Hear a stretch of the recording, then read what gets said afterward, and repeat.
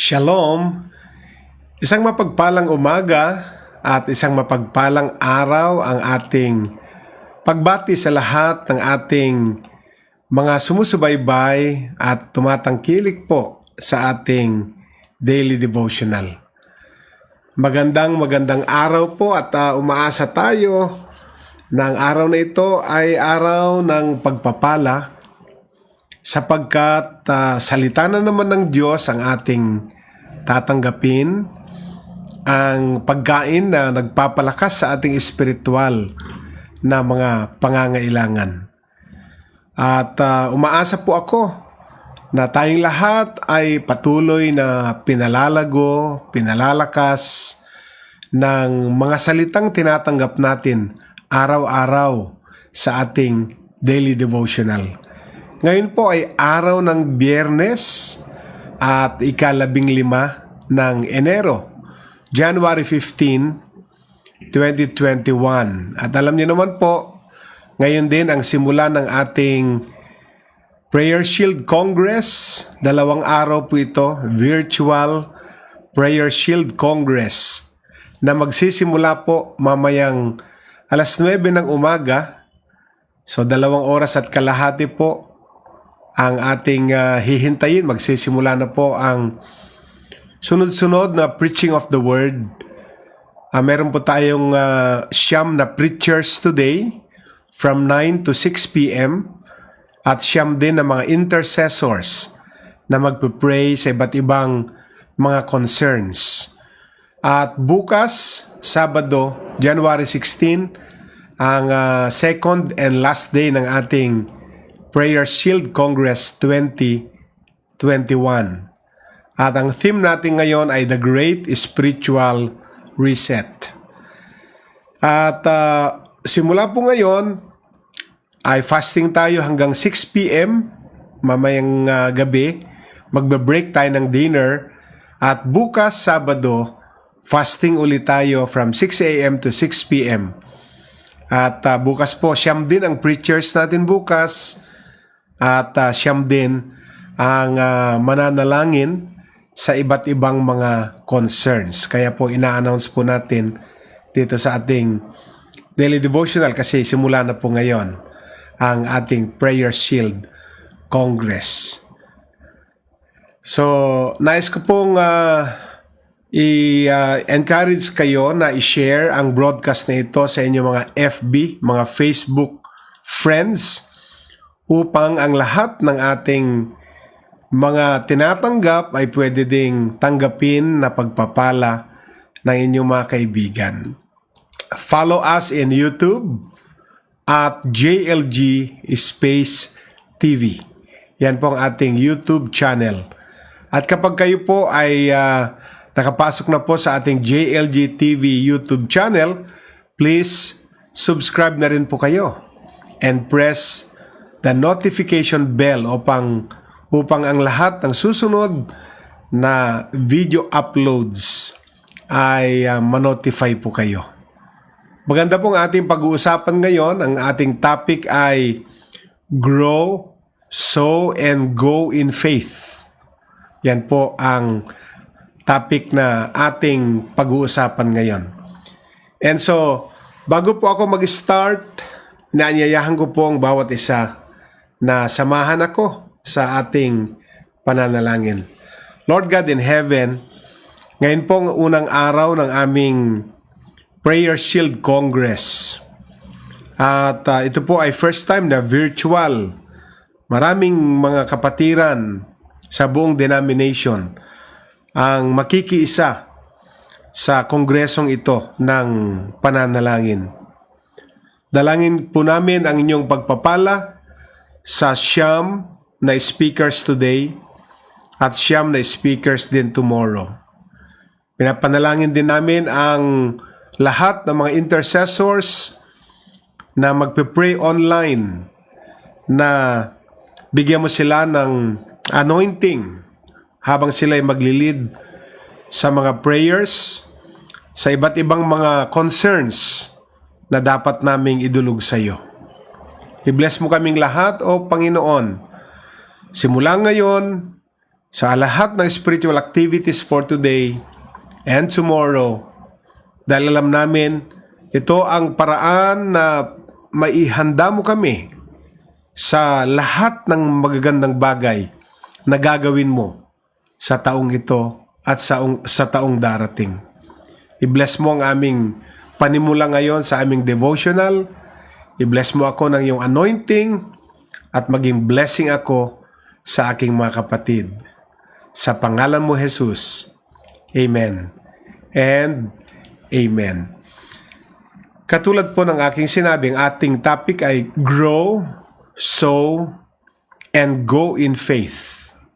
Yan po ang ating topic ngayon. At syempre, lagi nating inuugnay ang ating mga topics sa mga key passage o key passages na ating mga pag-aaralan. At dito sa ating topic for today, ang ating pong key passage ay nasa Colossians chapter 2, verse 7. Colossians 2:7 in the New Living Translation. Let us read. Let your roots grow down into Him, and let your lives be built on Him. Then your faith will grow strong in the truth you were taught, and you will overflow with thankfulness. Colossians 2:7 in the New Living Translation. So God wants you to focus on growing, on sowing, and going in faith. Yan po ang pinakanais, plano ng Diyos para sa bawat isa sa atin, na tayo ay mag-focus sa mga bagay na mag-grow tayo, mga bagay na tayo ay mag-mature, tayo ay lalago, mga bagay na ating mga itinatanim, sowing, and also our going in faith. Yan po ang gusto ng ating Diyos na maging focus natin. First, God wants you to grow in faith. Nais ng Diyos na ikaw, ako ay mag-grow, lumago sa pananampalataya. Ibig sabihin, we grow from faith to faith. Kailangan mag-increase, mag-mature ang ating faith. Amen? Kinakailangan po. And dahil ito ay living faith, buhay na pananampalataya, ang lahat ng buhay ay they tend to grow. Amen? Even our faith. So unang-una po, gusto ng Diyos na tayo ay lumago sa pananampalataya. He doesn't want you to be a spiritual baby.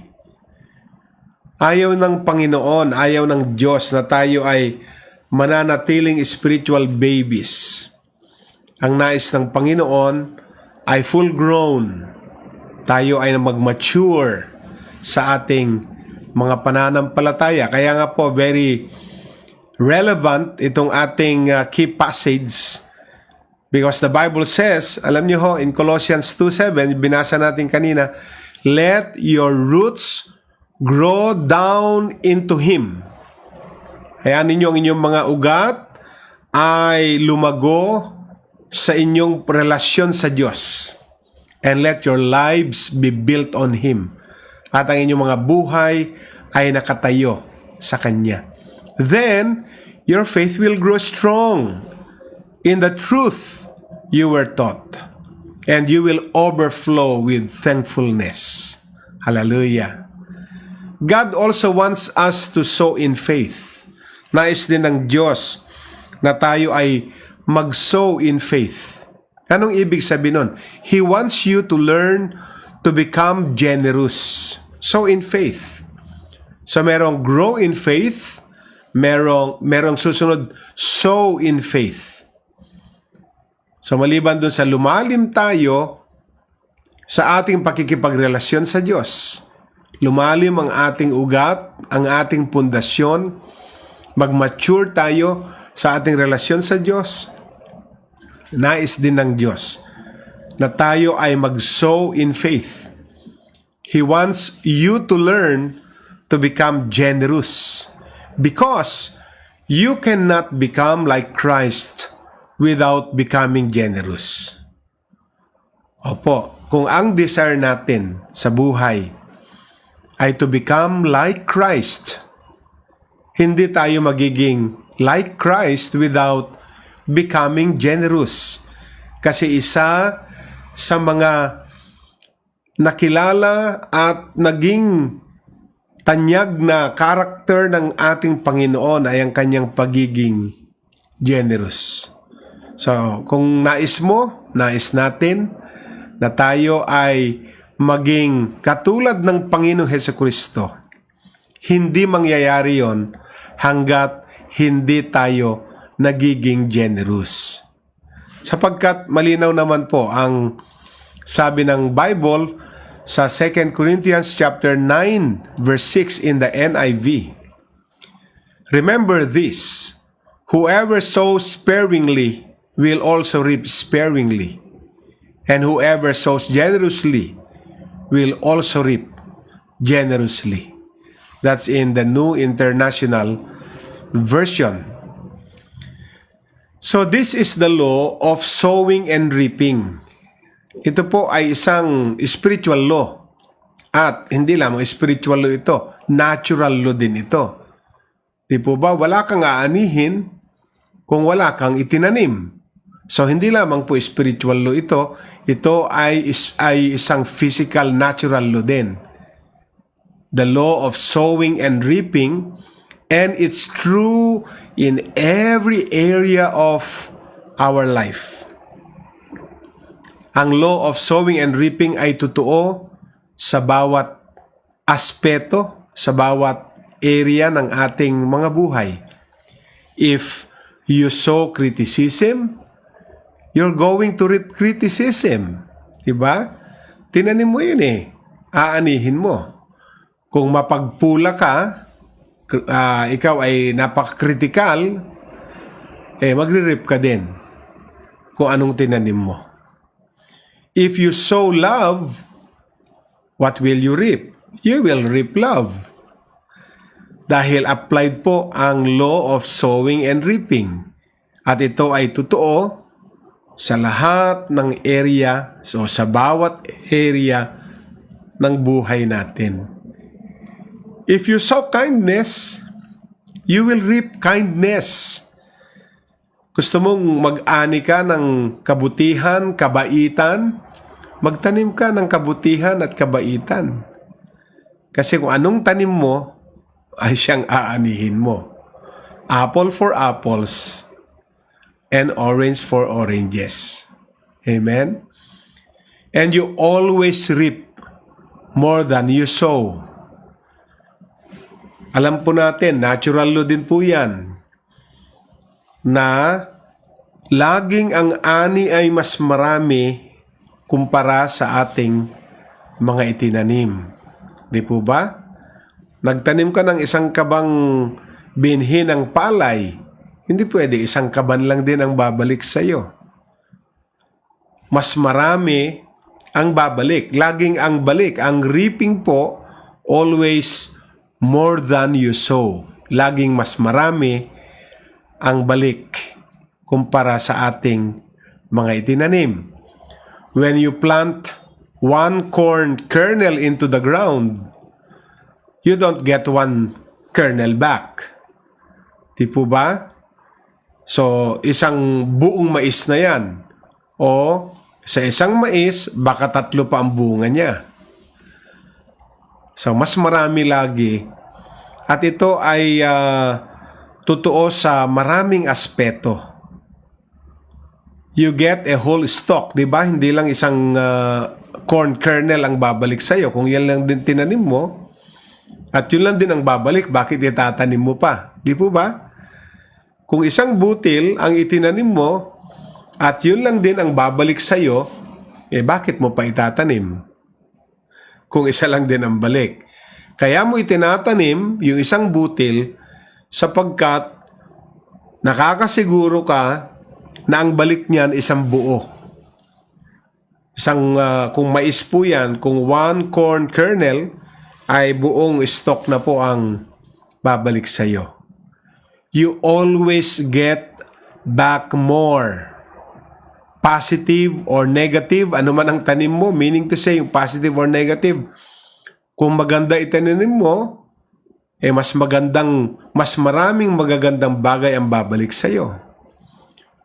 Kung isang negatibong bagay ang itatanim mo, maraming negatibong bagay din ang babalik sa iyo. Dahil ito ay principle, ito ay batas, ito ay law. Hindi mo na pwedeng alisin yung law na yan. Of what you put out in life, positive man or negative yan, you always get back more. Then God wants you to go in faith. So merong grow in Christ. Amen. Tapos sow in faith. And now you go in faith. Grow in faith, sow in faith, go in faith. God wants you to go in faith. At nais nating i-connect ang ating passage sa go in faith sa Hebrews 11 verse 8. And I want us to read Hebrews 11 verse 8. Nakalagay po, it was by faith Abraham obeyed God's call to go to another place God promised to give him. He left his own country not knowing where he was to go. Napakaganda. Sa pamamagitan ng pananampalataya, si Abraham ay sumunod sa panawagan ng Diyos. Naiwanan niya ang kanyang bayan at magtungo sa lupain na ipinangako ng Diyos sa kanya, na ibibigay sa kanya. Iniwan niya ang kanyang bayan at hindi niya alam kung saan siya patungo. Yan po ang go in faith. Would you do that? Kung ikaw si Abraham, o ikaw mismo, kung ipagagawa sa iyo ba ng Diyos yan, gagawin mo din kapag inutos niya. Abraham was in his retirement phase sa kanyang buhay. Matanda na siya. May edad na siya. Just about to hang it up and settle down. Okay na ang buhay niya eh. Marangyan ang buhay niya. Kompleto na ang buhay niya. Of course, minus Isaac. Pero materially speaking, ay wala na siyang hihingin pa. At ang edad niya ay nasa retirement phase na. At halos mag-settle down na siya sa kanyang sitwasyon. Then God said, "No, dust yourself off and get ready for the greatest journey of your life." When you live by faith, it involves going, often to places you were never planning to go. Yan po ang going in faith. Hallelujah. Kapag tayo po ay namumuhay sa pananampalataya, laging involved po ang going. Malimit sa mga lugar na hindi nating plinanong puntahan. Malimit sa mga lugar na wala sa ating isipan, wala sa ating vocabulary, sabi nga, wala sa ating listahan. Why is it so important, mga minamahal, for us to develop our faith? Bakit nga naman napakahalaga na tayo bilang mga anak ng Diyos ay kailangan ma-develop ang ating faith? Because the Bible explains it over and over again.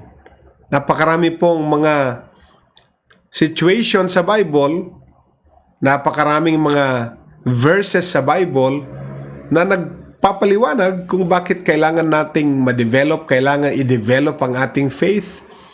At hindi po nagkulang ang Biblia sa pagpapaliwanag.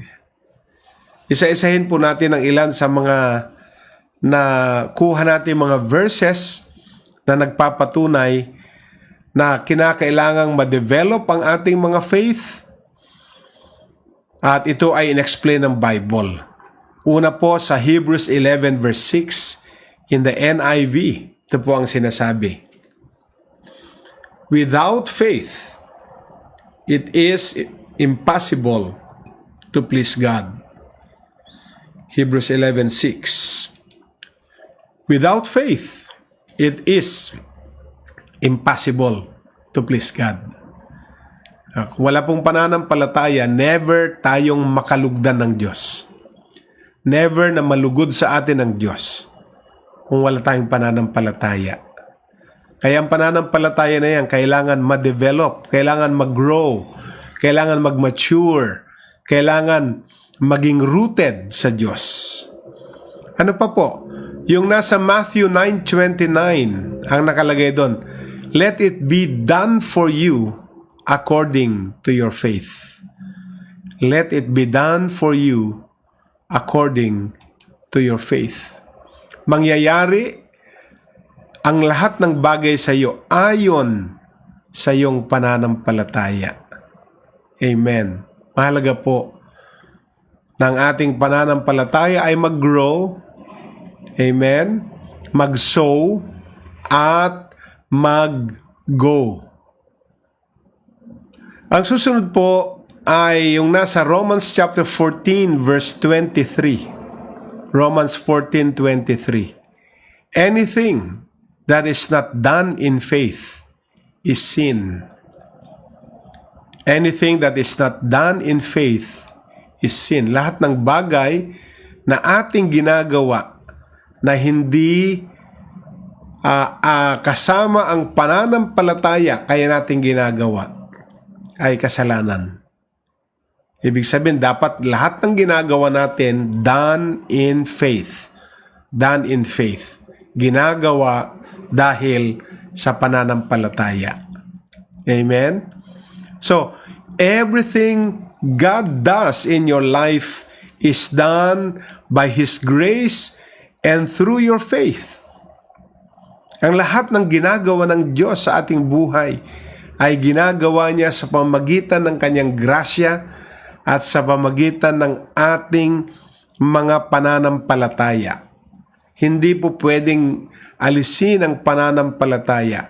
Kinakailangan nga po, dapat mag-grow, mag-mature ang ating faith, matutunan nating mag-sow na may kasamang faith, at matutunan nating mag-go na may kasamang faith. Lahat po ito ay base sa pananampalataya, because without faith, it is impossible to please God. Hallelujah. Amen. So this time, atin pong i-declare itong ating prayer na ito. Sabihin natin, Heavenly Father, you want me to focus on growing, sowing, and going in faith. Give me the grace to do it. Amen. One more time. Heavenly Father, you want me to focus on growing, sowing, and going in faith. Give me the grace to do it. Amen and amen. Purihin ang Diyos. Bago po tayo magtapos, hayaan yung isara natin ang ating devotional sa ating panalangin. Yes, God in heaven, yan pong aming panalangin na kami ay lumago, kami ay mag-grow, mag-mature sa aming relasyon sa iyo. Dahil yan po ang gusto mo, na hindi kami mananatiling spiritual babies, kundi gusto mo na kami ay maging full-grown sons and daughters. At hindi madali ang aming proseso ng growing, pero possible, mangyayari, magaganap. Lalalim kami, ang aming mga ugat ay lalalim sa iyo. At mag-grow kami, lalago kami, Panginoon. Turuan mo din kami na mag-sow in faith, na maging generous kami, Panginoon. Matutunan namin na hindi babalik ang sukat ayon lang sa aming itinanim, kundi laging ang reaping ay laging mas greater kaysa ang aming sowing. Kaya turuan mo kami, tulungan na maunawaan namin ang principle, ang law of sowing and reaping. And also, Lord God, sa aming going, kahit marami kang ipinagagawa na minsan hindi namin maintindihan, susunod pa rin kami. Dahil ang pagsunod ay may kaakibat na pagpapala. Salamat po ng marami. Dinedeclare ko ngayon ang biyaya sa bawat pamilya na nai-represent uli sa aming tagpong ito. Pagpalain mong bawat sa amin at pagpalain mong simula ng aming Prayer Shield Congress mula sa araw na ito. At bukas hanggang alas 6 pa ng gabi. Pagpalain mo kaming lahat, o aming Diyos. Minamahal ka namin dahil una mo kaming minahal. Salamat po. Sa pangalan mo, Jesus. Amen and amen. Purihin ang Diyos, mga minamahal. At hindi po kami mag-hope hour mamaya. Nag-giveaway po ang hope hour today and tomorrow. Wala pong hope hour ngayon at bukas dahil bibigyan daan natin ang sunod-sunod na mga preachings from 9 a.m. today to 6 p.m. tonight. At bukas din 9 a.m. to 6 at makikinig tayo sa 18 na mga preachers. Full preaching po yan. At 18 din na mga intercessors sa iba't ibang mga prayer concerns. On fast po tayo today, 6 a.m. to 6 p.m. and tomorrow, 6 a.m. to 6 p.m. din. God bless us all po. Pastor Rene Alog here. Shalom.